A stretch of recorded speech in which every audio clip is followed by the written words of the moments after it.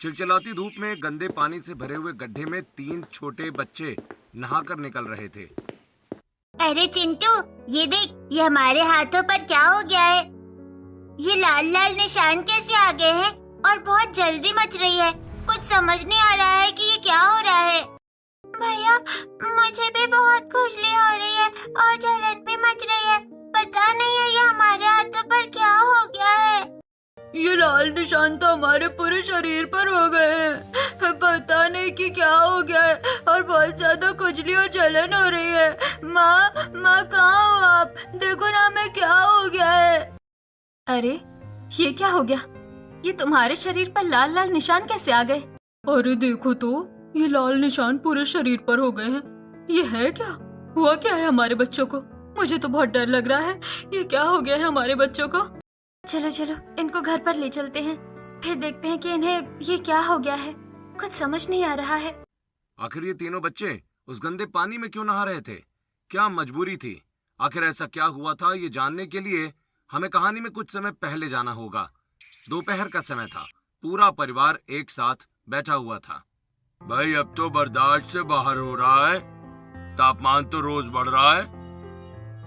कल टीवी पर न्यूज में बता रहे थे कि विदेशों के जंगलों में भयंकर आग लग रही है। इतनी गर्मी है, पता नहीं हमारे यहाँ क्या होगा। इस गर्मी ने तो जीना हराम करके रख दिया है। सच कह रहे हैं बाबूजी आप। गर्मी तो बहुत ज्यादा हो रही है और इस भयंकर लू के कारण हमें तो बाहर कहीं काम भी नहीं मिल रहा है। कोई भी इस भयंकर गर्मी में काम करवा ही नहीं रहा है। और भैया, हम गरीब लोग तो ऐसे होते हैं ना कि आज कमाते हैं तो आज खाते हैं। अगर कल नहीं कमाएंगे तो परसों क्या खाएंगे? हमारी तो समझ ही नहीं आ रहा कि कैसे क्या होगा, घर कैसे चलेगा। ऊपर से घर का राशन भी खत्म होने वाला है भैया। लगता है ये गर्मी हमें मार के ही छोड़ेगी।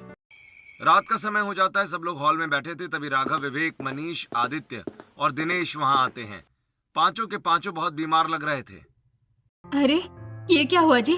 आपको तो बहुत तेज बुखार आ रहा है। दीदी, इन्हें तो भयंकर लू लग गई है। अरे बहुओं, जल्दी से प्याज लाओ, इनके तलवों पर प्याज रगड़ो और ठंडे पानी की पट्टियां रखो माथे पर, नहीं तो गर्मी से इन्हें कुछ भी हो सकता है। पांचों बहुएं जल्दी से प्याज लाकर अपने पतियों के पैरों को रगड़ने लगती हैं। आरोही, ये लो पैसे। आज बहुत तेज धूप में काम मिला था। सोचा था कि ज्यादा पैसे कमा लेंगे, लेकिन क्या पता था कि बीमार ही पड़ जाएंगे। भाई, पैसे तो कमा लिए भैया, लेकिन इस गर्मी ने हमें बिस्तर पर डाल दिया। अब कल से हम कैसे और पैसे कमाएंगे? घर कैसे चलेगा? आप लोग परेशान मत होइए, कोई बात नहीं। अभी थोड़ा बहुत राशन पड़ा हुआ है, सब हो जाएगा। आप बस आराम कीजिए। देखिए आपकी तबीयत कितनी खराब हो रही है। रात का समय हो जाता है। पांचों बहुएं एक छोटी सी किचन में चूल्हे पर खाना बना रही थी। किचन में बहुत गर्मी हो रही थी और साथ में धुआं हो रहा था। पांचों बहुएं गर्मी से परेशान हो रही थीं। हे भगवान, ये चूल्हे की आग और ऊपर से ये गर्मी, ऐसा लग रहा है जैसे मैं ही तवे पर सिक रही हूँ। बहुत गर्मी लग रही है सच में। दीदी, जो अमीर लोग होते हैं ना, उनकी किचन में तो बड़े बड़े पंखे और वो एग्जॉस्ट फैन लगे रहते हैं जो सारा धुआं और गर्मी बाहर कर देते हैं। और हमारी किचन देखो कितनी छोटी है और इसमें कितनी गर्मी लग रही है। ऊपर से 10-12 लोगों का खाना बनाना पड़ता है।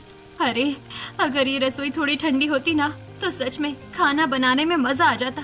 ठंडी रसोई हमारे नसीब में कहाँ दीदी। अगले दिन शाम का समय था। तीनों छोटे बच्चे गोलू, चिंटू और अंजलि घर के बाहर बैठकर हवा खा रहे थे। तभी सामने वाले बड़े से घर से 2 अमीर बच्चे रॉकी और टीना बाहर आते हैं। वो दोनों आइसक्रीम खा रहे थे। देख गोलू, ये वाली ना चॉकलेट आइसक्रीम है, एकदम ठंडी ठंडी। और ये वाली देखो, ये सबसे महंगी वाली है। वैसे तुम लोगों ने खाई है क्या कभी आइसक्रीम? अरे तुम लोगों ने तो कभी पानी वाली बर्फ देखी भी नहीं होगी। और तुम लोग तो ना गरीब हो। वो होते हैं ना जो मंदिर पर बैठे रहते हैं, क्या बोलते हैं उन्हें? हाँ, भिखारी। भिखारी हो तुम लोग। सही कह रहा है भाई, तुम्हारे पास तो कुछ है ही नहीं खाने को। रॉकी और टीना वहाँ से चले जाते हैं। गोलू, चिंटू और अंजलि दुखी होकर घर के अंदर आ जाते हैं। माँ, हमें आइसक्रीम खाना है। माँ, हमें आइसक्रीम दिलाओ ना। हाँ माँ, वो रॉकी और टीना बहुत महंगी आइसक्रीम खा रहे थे, हमें भी खानी है। बेटा सुनो, हमारे पास अभी पैसे नहीं है और तुम्हें पता है ना कि तुम्हारे पापा की तबीयत खराब हो गई है, उन्हें लू लग गई है। अब देखो वो ठीक से काम भी नहीं कर पा रहे हैं, तो पैसे कहाँ से आएंगे? हाँ बेटा, थोड़ा बात को समझा करो। जब पापा ठीक हो जाएंगे और पैसे आ जाएंगे ना, तब हम तुम्हें बहुत सारी आइसक्रीम दिलवा देंगे। नहीं नहीं, मुझे तो अभी चाहिए, मुझे तो आइसक्रीम खानी है। अरे तुमसे कह रहे हैं ना, तुम्हें समझ में नहीं आता क्या? अभी नहीं है कोई आइसक्रीम, अब जाओ यहाँ से। बच्चे दुखी होकर वहाँ से बाहर चले जाते हैं। कुछ देर के बाद पांचों बहुएं किचन में बैठकर सब्जियां काट रही थीं और खाने की तैयारी कर रही थीं। दीदी, हम तो ना सच में बहुत परेशान हो गए हैं। इस गर्मी में ना खाना बनाने में बहुत ज्यादा परेशानी आ रही है। और ज्यादा दिक्कत तो ना दोपहर के खाने में आती है। एक तो बाहर से भयंकर लू आती है और ऊपर से इस चूल्हे की गर्मी, सच में मेरी तो जान ही निकल जाती है। क्या कहे बहनों, गरीबी है, सहना तो पड़ेगा। बस भगवान से यही दुआ है कि ये गर्मी जल्दी से खत्म हो जाए, वरना हम सबका तो बुरा हाल हो जाएगा। अगले दिन गोलू, चिंटू और अंजलि स्कूल के बाहर खड़े हुए थे। तभी वहाँ रॉकी और उसके कुछ अमीर दोस्त आते हैं। अरे भाई, आज तो छुट्टी के बाद सीधा वही चलेंगे, वो जो नई वाली वाटर पार्क खुली है ना वहाँ। हाँ यार, उसमें जो स्लाइड है ना, गोल गोल घूमने वाली, भाई उस पर से जब अपन पानी से फिसलते हैं ना, तो कसम से बहुत मजा आता है। रॉकी, क्या हम भी तुम्हारे साथ चले? हम भी तो देखें कि ये वाटर पार्क कैसा होता है और उसमें कितना मजा आता है। अरे तुम लोग तो गरीब हो, तुम लोग तो इसका टिकट भी नहीं खरीद पाओगे। तुम उस वाटर पार्क में कभी नहीं जा पाओगे। और वैसे भी तुम लोग बस अपने घर की नाली में नहाया करो, तुम थोड़ी वाटर पार्क में जा सकते हो। रॉकी, टीना और बाकी के दोस्त वहाँ से चले जाते हैं। कुछ समय के बाद स्कूल की छुट्टी के टाइम रॉकी और उसके दोस्त वाटर पार्क जाने के लिए निकल जाते हैं। गोलू, चिंटू और अंजलि उनका पीछा करते हैं। बहुत दूर चलने के बाद वो वाटर पार्क पहुंच जाते हैं। रॉकी टिकट लेकर अपने दोस्तों के साथ अंदर चला जाता है। ए लड़के, कहाँ घुस रहे हो अंदर? अंकल, हमें अंदर जाना है, हमें अंदर ना खूब खेलना है और वो पानी में नहाना है। अंदर जाने के लिए टिकट खरीदना पड़ता है और तुम लोगों के फटे कपड़े और शक्लें देखकर तो लगता है कि तुम भिखारी हो। तुम इसका टिकट नहीं खरीद पाओगे। चलो अब निकलो यहाँ से। इधर घर पर आरोही, राधिका और बाकी सभी लोग बहुत परेशान हो रहे थे। अरे बहुओं, स्कूल की छुट्टी हुए तो 2 घंटे हो गए, ये बच्चे अभी तक घर क्यों नहीं आए? बाबूजी, भाभी, मैंने अभी अभी गांव के रामू काका से सुना है। वो कह रहे थे कि उन्होंने चिंटू, गोली और अंजलि को जो गांव में नया वाटर पार्क खुला है वहाँ देखा। क्या वाटर पार्क? राधिका, नंदिनी, चलो जल्दी। पांचों बहुएं वाटर पार्क पहुंचती हैं। वो देखती हैं कि गार्ड गोलू, चिंटू और अंजलि को धक्के मारकर बाहर निकाल रहा है। अरे अंधा है क्या? छोटे छोटे बच्चों को धक्के क्यों मार रहा है? और तुम लोग क्या कर रहे हो यहाँ इतनी धूप में? घर क्यों नहीं आए तुम तीनों? माँ, मैं अंदर जाना है। देखो तो ना माँ, अंदर वो बच्चे कितने मजे कर रहे हैं। प्लीज ना माँ, हमें अंदर ले चलिए ना। बेटा, इसका जो टिकट है ना, वो बहुत ज्यादा महंगा है। और वैसे भी ये ना अमीरों के चोचले हैं, ये सब बहुत महंगा है। हमारे पास इतने पैसे नहीं है बेटा। तुम्हें तो पता है ना कि हमारे घर में खाने को भी राशन नहीं है। तुम्हारे पापा बीमार पड़े हैं, तो हम इन सब कामों के लिए पैसे कहाँ से लाएंगे? सब घर आ जाते हैं। घर जाकर तीनों बच्चे फिर से जिद करने लगते हैं। नहीं माँ, हमें जाना है, हमें वाटर पार्क जाना है। बेटा, मैंने बोला ना कि हमारे पास पैसे नहीं है। और सुनो, जब पैसे आ जाएंगे ना, तब हम चलेंगे। मैं बोल तो रही हूँ कि अभी पैसे नहीं है, लेकिन तुम तीनों समझते क्यों नहीं हो मेरी बात को? नहीं, हमें तो वहाँ जाना है। चुप कर, तुम्हें एक बार में बात समझ में नहीं आती क्या? बोला ना कि पैसे नहीं है। अब जाओ अपने कपड़े चेंज करो और अपना होमवर्क करो चुपचाप। कुछ समझ ही नहीं आता इनको, बस जिद करनी है। तीनों बच्चे दुखी होकर वहाँ से चले जाते हैं। रात हो जाती है। पांचों बहुएं किचन में बैठकर खाना बना रही थीं। दीदी, गर्मी बढ़ती जा रही है। अब तो इस रसोई में खाना बनाने में जान निकल रही है। गर्मी तो है राधिका, लेकिन क्या करे, मजबूरी है। अगले दिन सुबह गोलू घर के बाहर बैठा था। तभी रॉकी और उसके दोस्त वहाँ आते हैं। अरे तू कभी वाटर पार्क नहीं जा पाएगा। तुम तो बस उसके बाहर ही खड़े होकर भीख मांग सकते हो। अंदर जाने की तुम्हारी औकात नहीं है। वैसे ना उसके अंदर जाते हैं ना तो बहुत मजा आता है। मैं तो सबसे ऊंची वाली स्लाइड थी ना, उससे फिसल रहा था। सच में बहुत मजा आ रहा था। तुम देखना, मैं भी अपने पापा मम्मी से बोलूँगा, वो मेरे को ना पक्का उसमें ले जाएंगे। हाँ हाँ, ले जाएंगे, लेकिन सपने में। गोलू दुखी होकर आरोही के पास जाता है। मेरा प्यारा बच्चा, ऐसा है हमारे पास ना पैसे नहीं है, लेकिन अगर तुझे नहाना ही है ना तो मैं तुझे गांव के कुएं पे ले जाती हूँ। वहाँ तुझे मैं बाल्टियों से नहला दूंगी। हाँ बेटा गोलू, नहीं तो फिर जो हमारे बगल वाले चाचा जी है ना, उनके खेत में चल। वहाँ ना पानी से भरी हुई बड़ी सी हौदी बनी हुई है, वहाँ तो बोरिंग भी चलती है। तो फिर तू वहाँ पर नहा लेना, एकदम वाटर पार्क जैसा लगेगा। नहीं नहीं, मुझे वहाँ नहीं नहाना, मुझे तो वाटर पार्क ही जाना है, मुझे तो वहीं जाना है। अगले दिन चिंटू अपने घर के बाहर बैठा था, तभी टीना अपने माता पिता के साथ वहाँ आती है। देख चिंटू, मेरे मम्मी पापा कितने अच्छे हैं, ये मुझे दोबारा वाटर पार्क घुमाने ले जा रहे हैं। वैसे तेरे मम्मी पापा तुझे कहाँ घुमाने ले जाते हैं? वो तो अरे तेरे मम्मी पापा तो तुझे बस ना एक ही जगह ले जाते हैं। कहाँ पता है, जब गांव में मंदिर में भंडारा होता है ना तब ले जाते हैं, क्योंकि वहाँ तो मुफ्त में खाना मिल जाता है ना तुम लोगों को। टीना ये बोलकर वहाँ से चली जाती है। चिंटू रोते हुए राधिका के पास पहुँचता है। माँ, अब बहुत हुआ, मुझे तो वाटर पार्क जाना है। अरे बेटा देखो, मैंने तुम्हें कितनी बार समझाया कि हमारे पास पैसे नहीं है तो हम नहीं जा सकते। बेटा इतनी जिद अच्छी नहीं है। देखो ना, तुम्हारे पिताजी की तबीयत खराब है, वो बिस्तर पर पड़े हैं, तो थोड़ा समझो ना बात को। मुझे कुछ नहीं समझना, मुझे वाटर पार्क जाना है। अगले दिन शाम को अंजलि घर के बाहर खेल रही थी, तभी वहाँ एक अमीर लड़की रिया आती है। देख अंजलि, मैंने ये वाटर पार्क के फोटो खींचे, देख मैं कितनी अच्छी लग रही हूँ ना इस रंग बिरंगे कपड़ों में। मुझे भी जाना है। अरे तो कभी नहीं जा पाएगी। रिया वहाँ से चली जाती है और अंजलि दुखी होकर नंदिनी के पास आ जाती है। मुझे तो वाटर पार्क जाना है माँ। बेटा पैसे नहीं है हमारे पास, और ऐसे जिद नहीं करते। रात का समय हो जाता है, सब खाना खा रहे थे, लेकिन गोलू, चिंटू और अंजलि खाना नहीं खा रहे थे। हम खाना नहीं खाएंगे जब तक हम वाटर पार्क नहीं जाते। हमें वाटर पार्क जाना है तो जाना है। बेटा मान जाओ, हम वहाँ नहीं जा सकते। देखो हमारे पास पैसे नहीं है ना। हाँ, जब पैसे हो जाएंगे मैं खुद तुम्हें वहाँ लेकर जाऊंगा। आप लोग हमेशा ऐसे ही बोलते हो, हमें अभी जाना है। अरे कब से जिद करे जा रहे हो? बोला ना कि नहीं तो नहीं, लेकिन तुम लोगों को समझ में क्यों नहीं आता है? अरे बहू क्या कर रही है? बच्चों पर क्यों चिल्ला रही है?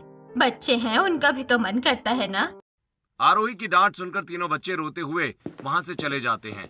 अगली सुबह पांचों बहुएं एक साथ बैठकर बातें कर रही थीं। दीदी हमें उनके लिए कुछ तो करना ही होगा, रात से भूखे बैठे हैं तीनों। बच्चों, स्विमिंग पूल में नहाना है ना, तो ऐसा करते हैं, घर के पीछे गड्ढा खोद देते हैं छोटा सा, और उसमें पानी भर देते हैं और फिर बन जाएगा स्विमिंग पूल। पांचों बहुएं घर के पीछे एक गड्ढा खोदती हैं। अरे आरोही, ये क्या कर रही हो तुम? हम अपने बच्चों के लिए स्विमिंग पूल बना रहे हैं, वो इसमें नहाएंगे। मिट्टी के गड्ढों को स्विमिंग पूल बोल रही है? अरे पागल हो गई है क्या ये सब? पड़ोसन वहाँ से चली जाती है। पांचों बहुएं गड्ढा खोदती हैं और उसमें पानी भर देती हैं। गोलू, चिंटू, अंजलि इधर आओ जल्दी। तीनों बच्चे वहाँ आ जाते हैं। अरे वाह, हमारा स्विमिंग पूल। पर माँ, इसमें तो थोड़ी मिट्टी है। कोई बात नहीं बेटा, गांव की मिट्टी तो साफ होती है, नहा लो, बहुत मजा आएगा। तीनों बच्चे उस गड्ढे में नहाने लगते हैं। अगले दिन दोपहर को तीनों बच्चे गड्ढे में नहा रहे थे कि तभी वहाँ से रॉकी और टीना गुजरते हैं। अरे टीना, देखिए लोग कहाँ नहा रहे हैं। छी, कितना गंदा पानी है। अरे ऐसे पानी में तो गांव की भैंस नहाती है। मैंने इनकी फोटो खींच ली है, अब ये मैं अपने सारे दोस्तों को भेजूंगा और दिखाऊंगा कि गरीब लोग भैंसों के तालाब में कैसे नहाते हैं। रॉकी और टीना हंसते हुए वहाँ से चले जाते हैं। अगले दिन चिलचिलाती धूप में गोलू, चिंटू और अंजलि उस गड्ढे से नहाकर बाहर निकलते हैं। अरे चिंटू, ये देखिए हमारे हाथों पर क्या हो गया है। ये लाल लाल निशान कैसे आ गए और बहुत जल्दी मच रही है। कुछ समझ नहीं आ रहा है कि ये क्या हो रहा है। भैया, मुझे भी बहुत खुजली हो रही है और जलन भी मच रही है। पता नहीं है ये हमारे हाथों में क्या हो गया है। ये लाल निशान तो हमारे पूरे शरीर पर हो गए, पता नहीं कि क्या हो गया है, और बहुत ज्यादा खुजली और जलन हो रही है। माँ कहाँ हो आप? देखो ना, हमें क्या हो गया है। अरे ये क्या हो गया? ये तुम्हारे शरीर पर लाल लाल निशान कैसे आ गए? चलो चलो, इनको घर पर ले चलते हैं, फिर देखते हैं कि इन्हें ये क्या हो गया है। कुछ समझ नहीं आ रहा है। राधिका, चिंटू, गोलू और अंजलि के लाल निशानों पर दवाई लगा रही होती है कि तभी वहाँ लाला जी आ जाते हैं। अरे ओ महेश, बहुत हो गया रे तुम्हारा ये ड्रामा। 3-4 महीने का किराया बकाया है और ये 5वां महीना चल रहा है। अरे कब दोगे मेरे घर का किराया भैया? लाला जी अब क्या करें, आपको तो पता है कि गर्मी कितनी हो रही है और हमारे जो पति है ना उनकी तबीयत खराब हो गई है, तो हमारे पास पैसे नहीं है, इसीलिए हम कुछ समय बाद सारा किराया दे देंगे। नहीं नहीं, मैं अब एक बात भी नहीं सुनूंगा। अगर तुम लोग किराया नहीं दे रहे तो मेरे पास तो और लोग भी हैं ना जिन्हें किराए से घर चाहिए। मैं उन्हें यहाँ पर रख लूंगा। अब तुम लोग इसी वक्त यहाँ से निकलो, चलो। लाला जी के आदमी घर का सारा सामान बाहर फेंक देते हैं और पूरा परिवार बेघर हो जाता है। माँ हम कहाँ जा रहे हैं? अरे बेटा हम ना वो वाटर पार्क जा रहे हैं घूमने के लिए। अब रोना बंद करो, ठीक है? पूरा परिवार बेघर हो गया था। परिवार गांव वालों से मदद मांगता है लेकिन उनकी कोई मदद नहीं करता। राघव, मुझे एक बात याद आ रही है बेटा। हमारे जो पूर्वज थे ना, उनकी एक पुश्तैनी बंजर जमीन पड़ी है हाईवे के पास। वो बहुत ज्यादा बंजर और पथरीली जमीन है। वहाँ रहना अच्छा नहीं था, इसीलिए तो हम इतने सालों से किराए से रह रहे थे। लेकिन अब मजबूरी है बेटा, तो चलो वहीं चलते हैं। पूरा परिवार पैदल चलकर उस हाईवे के पास वाली बंजर जमीन पर पहुंचता है, लेकिन वहां पेड़ पौधे लगे हुए थे और वहां कुछ दूर पर ही सारा कबाड़ा पड़ा हुआ था। इस जमीन की हालत तो सच में बहुत खराब है, लेकिन अब क्या करें, रहना तो यहीं पड़ेगा। अब पूरा परिवार एक पेड़ के नीचे बैठ जाता है जहां एक नल लगा हुआ था। बहुत प्यास लगी है, चलो देखते हैं क्या इस नल में पानी है भी या नहीं। राघव नल चेक करता है लेकिन उसमें पानी नहीं था। भैया इसमें पानी तो होगा लेकिन अभी निकल नहीं रहा, हमें इसका पानी निकालना होगा। तो चलो फिर नल को ठीक करते हैं और पानी निकालते हैं। पांचों बेटे मिलकर नल ठीक करते हैं। थोड़ी मेहनत के बाद नल से एकदम साफ और ठंडा पानी निकलने लगता है। पानी तो मिल गया, लेकिन इस भयंकर लू और धूप का क्या करें? ऐसा लग रहा है जैसे आसमान से आग बरस रही है। माँ जी आप चिंता मत करो, मैं अभी कुछ जुगाड़ करती हूँ। पांचों बहुएं मिलकर बांस उठाकर लाती हैं और बांसों को एक दूसरे से जोड़ती हैं। उनमें छोटे छोटे छेद करती हैं और फिर उन्हें नल से जोड़ देती हैं और फिर चारों तरफ पानी फैल जाता है जिससे ठंडक आ जाती है। चलिए अब इसी ठंडक में हम लोग वो थोड़ा सा जो राशन लाए थे उससे खाना बना लेते हैं। पेट में भी चूहे कूद रहे हैं। पांचों बहुएं खाना तैयार करती हैं और सब लोग खाना खाते हैं। माँ आपने तो कहा था ना कि हम वाटर पार्क जाएंगे, लेकिन यहाँ तो कोई वाटर पार्क नहीं है। माँ प्लीज हमें वाटर पार्क ले चलिए ना। बेटा हमारे पास पैसे नहीं है ना। पैसे नहीं है तो क्या हुआ राधिका, हमारे पास ये जमीन तो है ना, पानी भी है। क्या मतलब है बहू तेरा? बाबूजी अब हम इन बच्चों को कब तक चुप कराएंगे? वैसे भी इस उम्र में बच्चों का सपना ही होता है घूमना फिरना, मस्ती करना। पैसे नहीं है पर क्या हम अपने बच्चों के लिए थोड़ा मेहनत भी नहीं कर सकते? हम यहीं इसी बंजर जमीन पर अपना खुद का वाटर पार्क बनाएंगे। देखिए वो जो सामने हाईवे के पास कबाड़ा पड़ा है ना, वहाँ बहुत सारे नीले ड्रम पड़े हैं। उन ड्रमों को काटकर हम बच्चों के लिए स्लाइड बनाएंगे। ये जो बांस है इनसे हम पूरा स्ट्रक्चर खड़ा करेंगे और हम इस जमीन पर थोड़ी खेती भी कर लेंगे। अपनी एक छोटी सी घास की ठंडी रसोई और रहने के लिए घर भी बना लेंगे। ये आइडिया तो एकदम सुपर हिट है भाभी, मैं भी आप लोगों की पूरी मदद करूंगी। हम सब साथ मिलकर अपने बच्चों के लिए मेहनत करेंगे और वाटर पार्क बनाएंगे। अगले दिन पांचों बहुएं जमीन को गीला करके उसे एकदम समतल कर देती हैं और बढ़िया तरीके से साफ कर देती हैं। जमीन तो साफ हो गई दीदी, अब सबसे पहले क्या करना है? आराध्या सबसे पहले हमें यहाँ चारों तरफ एक बढ़िया और ऊंची बाउंड्री खड़ी करनी पड़ेगी। पांचों भाई और बहुएं मिलकर जमीन के चारों तरफ बांस लकड़ियों की बाउंड्री खड़ी कर देते हैं। चलो बाउंड्री तो खड़ी हो गई, अब क्या करोगी बहू आगे?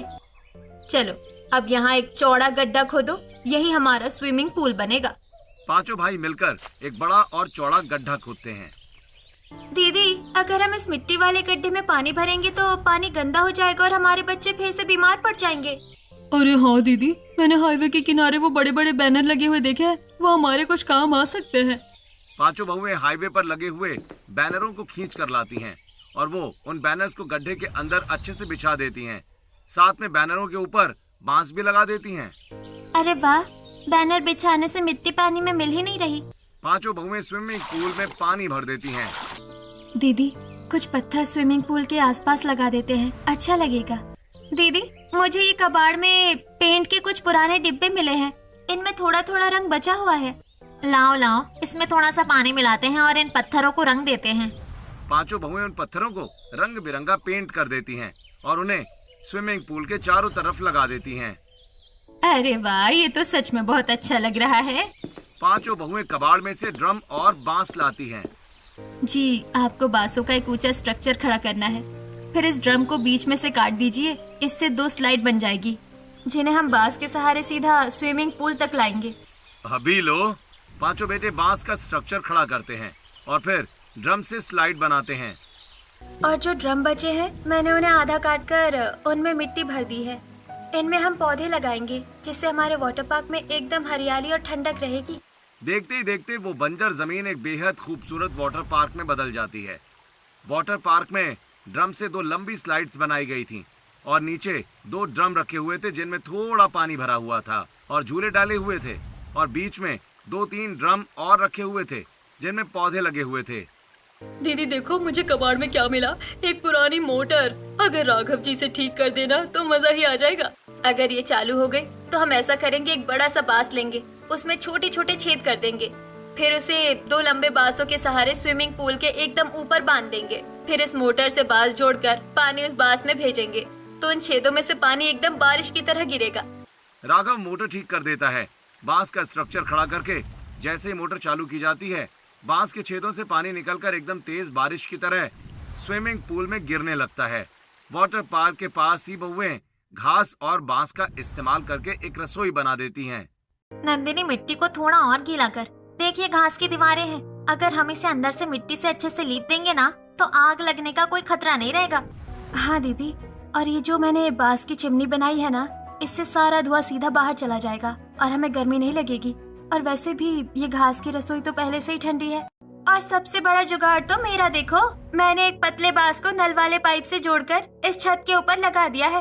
अब इसमें से पानी की बूंदें इस घास पर टपकती रहेगी और हमारी रसोई अंदर से एकदम शिमला जैसी ठंडी रहेगी। पास ही में पांचों भाइयों ने मिलकर बांस, लकड़ियों और बाकी सामान की मदद से एक छोटा सा घर भी बना दिया था। कुछ दिनों के बाद वाटर पार्क तैयार हो गया था। अरे बाप रे माँ, ये तो सच में वाटर पार्क है। वो देखो स्लाइड, और वो देखो टायर वाला झूला। माँ, हम इसमें खेलें? अरे बिल्कुल खेलो, ये तुम्हारा ही तो है। माँ, वाटर पार्क में तो सब लोग वो रंग बिरंगे वाले कपड़े पहन कर जाते हैं। मेरे पास तो वो कपड़े है ही नहीं। मैं इन पुराने कपड़ों में नहाऊंगी। हाँ माँ, हमें भी वैसे ही वाले कपड़े चाहिए। अच्छा ठीक है, मैं तुम्हारे लिए वो रंग बिरंगे कपड़े तैयार करती हूँ। पांचों बहुएं अपनी रंग बिरंगी साड़ियों से अपने बच्चों के लिए और अपने पतियों के लिए कलरफुल कपड़े तैयार करती हैं। अरे वाह, ये तो एकदम गोवा वाली फील दे रहे हैं। पूरा परिवार उस वाटर पार्क में एंजॉय करता है और सब बहुत खुश होते हैं। माँ, आप सच में दुनिया की सबसे अच्छी माँ हो। पहले तो हमें वाटर पार्क जाने के लिए टिकट लेना पड़ता, लेकिन ये तो हमारा खुद का वाटर पार्क है। हम इसमें जब तक चाहे नहा सकते हैं। सच में बहुत मजा आ गया। अगले दिन दोपहर को पूरा परिवार वाटर पार्क में मजे कर रहा था और पांचों बहुएं अपनी ठंडी रसोई में खाना बना रही थीं। दीदी कसम से इस रसोई में तो जन्नत का मजा आ रहा है। बाहर इतनी धूप है और यहाँ देखो कितनी ठंडक है। और सबसे अच्छी बात देख सुधा, कोई धुआं नहीं है। सारा धुआं इस बांस की चिमनी से बाहर जा रहा है। और जगह भी कितनी बड़ी है। सच में इसमें खाना बनाने में बहुत मजा आ रहा है। अगले दिन दोपहर का टाइम होता है। हाईवे से एक कार गुजरती है।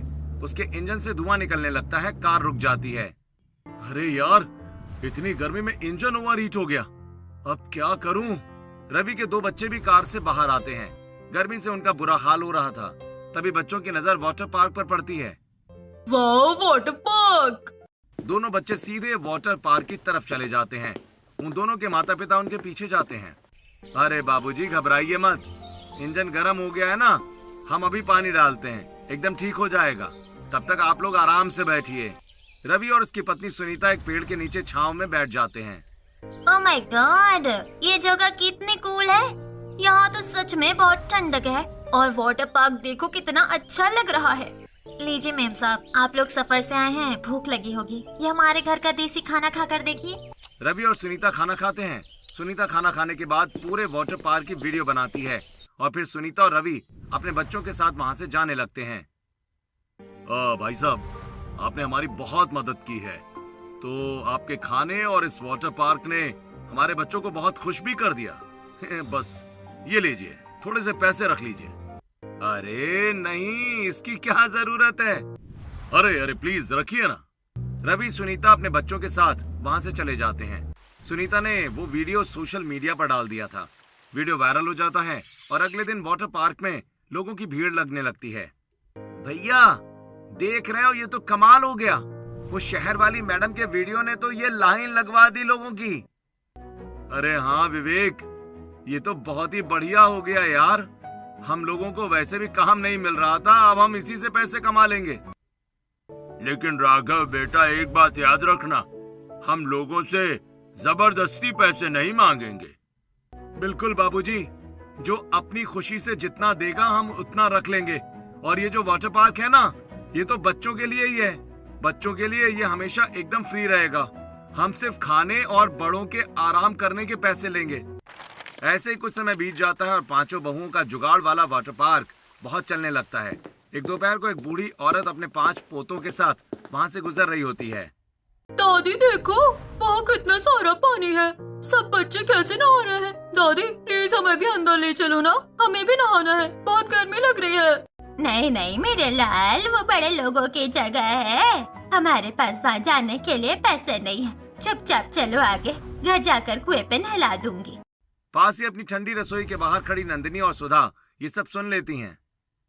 अरे दादी रुकिए, अगर बच्चे जिद कर रहे हैं तो उन्हें वाटर पार्क में जाने दीजिए ना, उन्हें खेलने दीजिए वाटर पार्क में। अरे नहीं बेटी, हम तो बस यहाँ से गुजर रहे थे, हमारे पास पैसे नहीं अंदर जाने के। अरे दादी, ये पार्क तो सबके लिए मुफ्त है। आपको पता है, एक दिन हमारे बच्चे भी ऐसा ही हमसे बोलते थे कि हमें वाटर पार्क ले जाइए। हम भी उन्हें ये बोल देते थे कि ये अमीरों के चोचले हैं, और फिर हमने उनके लिए खुद का वाटर पार्क बनाया अपनी जुगाड़ से। दादी आप फिक्र मत कीजिए, हम कोई पैसे नहीं लेंगे, आप अपने पोतों को वाटर पार्क में खेलने दीजिए। वो पांचों गरीब बच्चे खुशी से वाटर पार्क में जाकर खेलने लगते हैं। ये देखकर उनकी दादी बहुत खुश हो जाती हैं। कुछ समय बीत जाता है, दोपहर का समय था। लाला जी अपने 2 बच्चों के साथ गांव के वाटर पार्क के पास पहुंचते हैं, लेकिन वाटर पार्क का गेट बंद था। पापा ये गेट क्यों बंद है? मुझे तो अंदर जाना है। अरे भाई, ये ताला क्यों लगा रखा है दरवाजे पर? खोलो इसे, मुझे अपने बच्चों को अंदर ले जाना है। अरे कहां से खोल दूं सेठ जी, घाटा हो रहा था मालिक को। तो 2 दिन पहले ही ये वाटर पार्क हमेशा के लिए बंद हो गया है, अब जाइए यहाँ से। नहीं, मुझे वाटर पार्क जाना है, मतलब जाना है। आप बहुत गंदे हो पापा, आपने कहा था हम पानी में खेलेंगे। अरे चुप कर, बंद है तो मैं क्या करूं? अब घर चलो, वापस चलो सब। लाला जी अपनी कार से हाईवे के रास्ते अपने घर लौट रहे थे। लाला जी की गाड़ी पांचों बहुओं के वाटर पार्क के सामने से गुजरती है। लाला जी के बच्चे वाटर पार्क देख लेते हैं। पापा पापा कार रोको, वो देखो वहाँ एक और वाटर पार्क है, मुझे वहाँ जाना है। लाला जी कार रोकते हैं और उनके दोनों बच्चे वाटर पार्क की तरफ चले जाते हैं। लाला जी उनके पीछे जाते हैं, तभी उनकी नजर वहाँ खड़ी पांचों बहुओं पर पड़ती है। अरे बाप रे बाप, ये तो महेश का परिवार है, जिन्हें मैंने धक्के मारकर अपने घर से निकाला था। ये तो मेरे बच्चों को अभी बेइज्जत करके भगा देंगे। भाभी वो देखिए, ये तो उसी खड़ूस और जालिम लाला के बच्चे हैं ना। इस आदमी ने हमें सड़क पर फेंका था, मैं अभी इनके बच्चों को बाहर निकालता हूँ। रुकिए जी, उसने हमारे साथ बेकार व्यवहार किया, इसका मतलब ये थोड़ी है कि हम उसके साथ वही व्यवहार करेंगे। फिर उसमें और हम में क्या फर्क रह जाएगा? देखो बच्चे कितने खुश है वाटर पार्क में आकर, तो बस उन्हें खेलने दीजिए। अपने बच्चों को वहाँ खुशी से खेलता देख लाला जी बहुत इमोशनल हो जाते हैं। उन्हें अपनी गलती का एहसास हो जाता है और वो दुखी होकर परिवार के पास आते हैं। भैया मुझे माफ कर दो महेश भाई, मुझे प्लीज माफ कर दो। लाला जी आप ये क्या कर रहे हैं? अरे मैं पैसों के घमंड में इतना अंधा हो गया था कि मैंने तुम लोगों की मजबूरी भी नहीं देखी, उन छोटे छोटे बच्चों की आंखों के आंसू भी नहीं देखे और तुम्हें धक्के मारकर घर से निकाल दिया। लेकिन तुम लोग सच में बहुत अच्छे इंसान हो। बहुओं, तुम चाहती तो हमारे बच्चों को भी उसी तरह धक्के मारकर निकाल सकती थी जैसे मैंने निकाला था, लेकिन तुमने उन्हें रोका तक नहीं। तुम्हारे इस बड़प्पन ने आज हमको शर्मिंदा कर दिया है, हमको माफ कर दो। अरे लाला जी, गलती सबसे हो जाती है, लेकिन हमें खुशी है कि आपको अपनी गलती का एहसास हो गया। बिल्कुल लाला जी, हमने आपको माफ कर दिया है। आइए आप भी अंदर जाकर अपने बच्चों के साथ खेलिए, गर्मी बहुत है। लाला जी वाटर पार्क में अपने बच्चों के साथ खेलने लगते हैं और बहुत खुश होते हैं। ऐसे ही कुछ समय बीत जाता है। दोपहर का समय था। पूरा परिवार और गांव के आसपास के बच्चे वाटर पार्क में खेल रहे थे और मौज मस्ती कर रहे थे। सच में इस वाटर पार्क में बहुत मजा आ रहा है। इधर पास में घास और मिट्टी से बनी उस ठंडी रसोई में पांचों बहुएं खाना बना रही थीं और बातें कर रही थीं। हाय सच में दीदी, यहाँ कितना मजा आ रहा है। बाहर सूरज आग उगल रहा है और हमारी इस रसोई में लग रहा है जैसे एसी चल रहा हो। कितनी ठंडक है यहाँ। और सबसे बड़ी बात, यहाँ कोई धुआं नहीं है, कोई घुटन नहीं है। सच में ये ठंडी रसोई तो हमारे लिए किसी जन्नत से कम नहीं है। और इसी तरह पूरा परिवार बहुत खुश हो जाता है।